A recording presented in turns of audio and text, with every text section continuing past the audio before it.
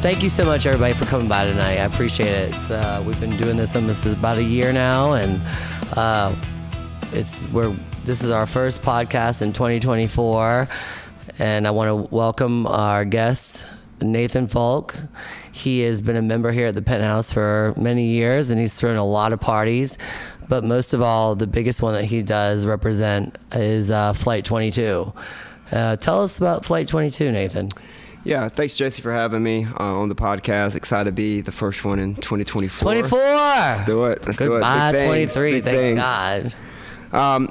So thanks you so much over the years for allowing us to do our galas here. We have a Christmas gala every season, every year that raises money for our players who might not be able to financially support playing basketball for us. And then we have our Hall of Fame banquet every year in June, which we come back and honor players that have played for me that are playing overseas professionally in the NBA. That's had great careers on and off the court, so to speak.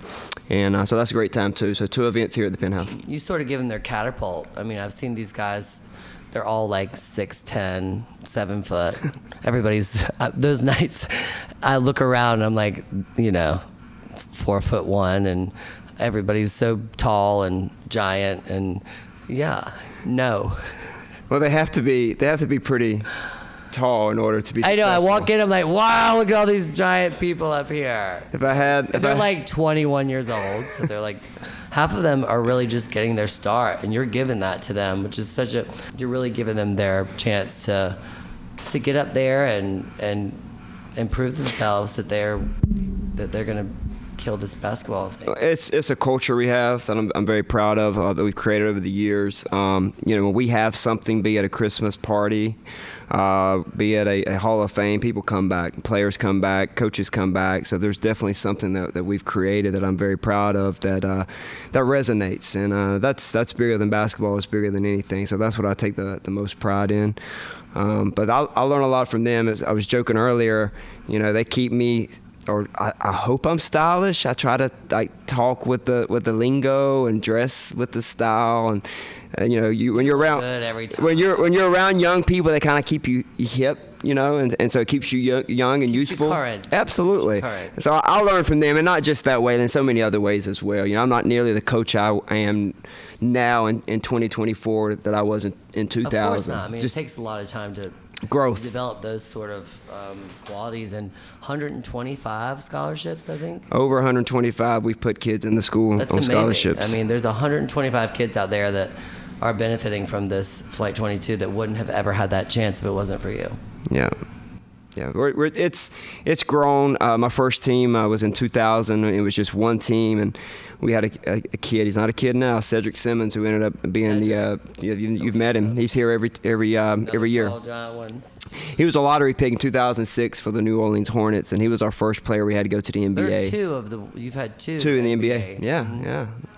And he was our first. And so what started as something very small is kind of grew into something that I would never imagine. And so you've worked with the News Network for a long time, and I've had the honor of meeting Mr. Combs. He's awesome. Such a cool addition to the events that you do up here. And how many wins? 200 something? Yeah, luckily I had my 200th career win last season. I've coached high school and Michael Jordan, what? Yeah, coached Atlanta High School. Had some wins there, obviously, and at 200 for my career. Have you met Michael yet? Yeah. How was that experience? Because he's such a local person. I mean, he's donated so much money to a lot of charities. Not just Flight 22, but I mean, he does give back so much money. He is certainly the topic of many conversations in our travels with our kids, because there's always a debate of who's the GOAT, him or LeBron James, and that argument goes on for quite some time, for hours. Gosh, I remember when we were kids, my parents we would drive down Wrightsville Beach down Lumina, because their parents lived in that house on the left, and it looked like it was pink back then. And it looked like big giant seashells, and my brother was I don't know if you know about this about me, but I was in the junior Charlotte Hornets. Really? I was a kid, y'all. Yes, I was the professional bench warmer. Hugo the Hornet. Yeah. You know Hugo. So I did. It's so funny because my mom signed my brother and I up for that, and Josh was the big sports person. But Charlotte Hornets, that was a big deal back then. Yeah, absolutely. We got to go to Charlotte, and we got to go to Carowinds and do all that. And but yeah, I mean, Michael. Well, there's really no debate in my opinion, and Michael's the GOAT, always will be. He is our staple to Wilmington. So yeah, it's very the program has grown, and like I said, it's good kids, and we work really hard in making sure that we comb through our kids and making sure they fit kind of our culture and our profile, what we really want, so every year it must be hard because you have so many applicants or people that want to be a part of it. What is the vetting process? Oh, I mean, I talk to their high school coach. I talk to the parents. We check grades. Behavior. Absolutely. All those things go into it and see if this is a kids that we want to travel up and down the East Coast and fly out to Kansas City and fly out to Indianapolis, which we do. And to be present, because a lot of times I'm sure, I mean, people say one thing, but they've got to be able to commit to this and be there. That's funny you say that. I was talking to a friend of mine. We were just talking about life in general, and it was like, hey, I think being present is 95% of the battle in life. Mm-hmm. Like if you can just be present to your job every day. Early bird gets the worm. You can go a long way. So it's funny you say that. But yeah, absolutely. If they can't come to these trips, if they can't make the trips, they can't come to practice, they can't be around, then it's hard for them to be successful. All right. So I feel like you've had more than two. You've had more than 2 events up here for that. We have 2 a year. 2 a year. So 2 a year. Yeah, and this is so our. At this point, we've probably had 6. We've probably we started here 5 years. We've probably had about 10, at least 10. And all of them are success. We rock it. You do a great job of hosting us. Fun. Thank you. Everybody's dressed up. We try. Behaving. Absolutely. But, and so you live downtown, mm-hmm. and we actually we live close by each other. So what do you do? What do you love about living downtown? When it's downtime and there's no basketball, I'm pretty much doing basketball every weekend. Basketball for us is pretty much season. I mean, all year long. There's no breaks. When I am home, I do enjoy being downtown and walking downtown and visiting places. Obviously, coming here. This is always my stop number one. You make the environment of the culture here of your establishment so great to come and be in and fellowship in. But yeah, I mean, and when I do get a chance, I love the water. Obviously, have some water toys, and we get out, we have some fun. Hopefully, it'll get warmer sooner than later. Won't be long. But so you're the founder of the Fred Lynch Invitational. Tell us more about that. Yeah, so Fred Lynch was the original. He was the basketball coach at Laney High School when Michael was there. He was an assistant coach at that time. Pop Herring was the head basketball coach. So Fred was the assistant coach. When Pop stepped away after Michael went to Carolina, Coach Lynch took over, and he was there for 30-plus years. And then I took the job after him in 2012, and I was the head coach at Laney from 2012 to 2017 when I decided to really dive into Flight 22 full-time. But Fred Lynch, I have a tournament every year. We started with Laney. It's continued on. It's our 12th year in honor of him. We bring roughly 100 high schools into the city of Wilmington. So they're getting hotels, they're eating out in restaurants. It's kind of a big 3-day event here for the city itself. And the kids come in, college coaches come in, they get to watch the kids play. The high schools are playing each other, kind of seeing what their team is going to be like for the upcoming season. And it's grown as well because people want to come to Wilmington and play, and they want to play at Michael Jordan's high school because we have it at Laney High School. The 5th year we had it, the Jordan brand came on board and they helped host it. And he's reached billionaire status. Billionaire status. It's selling the Hornets. So he actually, the jump man, came on board with the event and helped with the event, and they knocked it out of the park. I mean, they brought Little Bow Wow in to perform. Let's get them in the penthouse. I mean, it was pretty remarkable. That was year 5, but it's year 12 now. So yeah, looking forward to having that again this summer.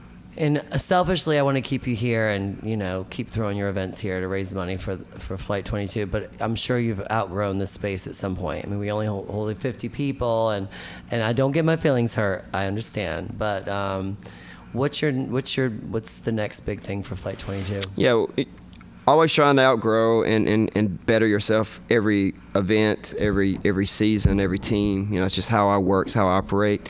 But I don't see us leaving the penthouse, Jesse. Like it's Keep very the donors coming. This is a spot. It's I love it. It's very intimate. It's home for me. It's home away from home. I think starting now, my former players and their wives and their girlfriends have now come enough that they expect to be here and they expect to see you. So I don't know if we'll move it from here. We'll keep it here. I definitely don't want you to move it.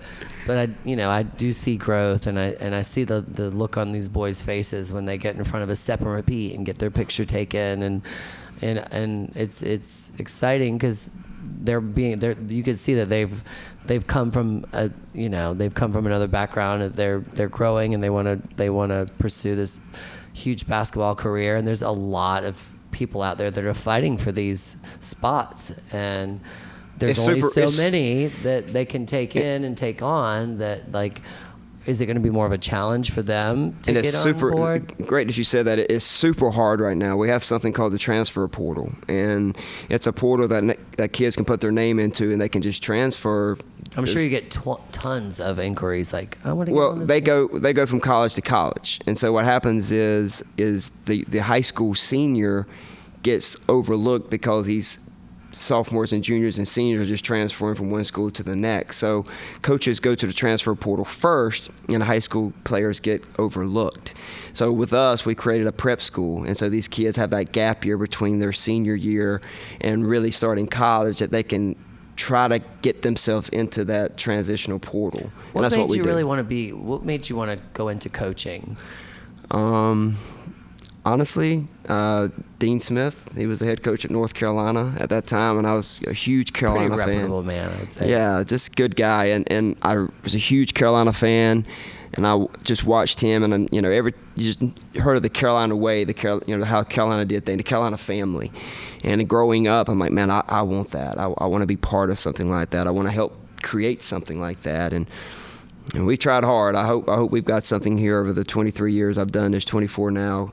That is something similar to that, where it's the reach is broad, and the culture and the brotherhood that we have is just the same as Carolina. It's so important for anybody growing up to have that sort of camaraderie with friendship, and to see the bigger goal is, they want to be successful and they want to go places, and you're helping them you're setting the path for them. That's so awesome. I have no kids of my own, but every day I'm talking to players that I've coached over the years. It can be they're 37, 38 now, or they could be 18 or 19. And like today I talked to a young man that we helped get a scholarship last year. He actually did his signing here. Last year, that's something we did for the first time. We actually had them sign their college letter of intent right here for us in a ceremony.